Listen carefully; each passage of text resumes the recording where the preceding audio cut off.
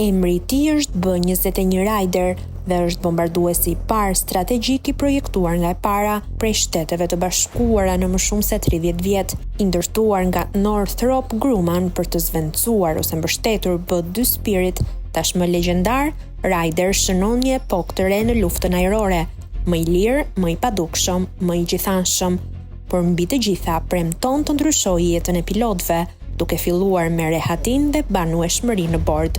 Një trashëgimi që nuk është as pak e lakmueshme, nëse merrni parasysh se në bordin e B-2 Spirit, para si Raider, pilotët përballeshin me misione 40 orëshe në kushte në kufirin e qëndrueshmërisë, midis erërave të ndenjura dhe tualeteve të improvizuara. I prezantuar zyrtarisht në vitin 2022 dhe i destinuar të hyjë në shërbim aktiv midis viteve 2026 dhe 2027, B-21 është projektuar për të mbijetuar në hapësirën ajrore më armiqësore në botë, duke hyrë dhe dalë nga radari armik si një fantazm. Por kjo nuk është e gjitha, pasi sipas thashëthemeve të konfirmuara nga zyrtarët e USAF, do të jetë gjithashtu më i jetueshëm për ekuipazhet pas viteve të misioneve të tmerrshme në shtretër kampi dhe tualete fushore. B-21 është avioni i parë i projektuar për t'u përditësuar si një telefon inteligjent.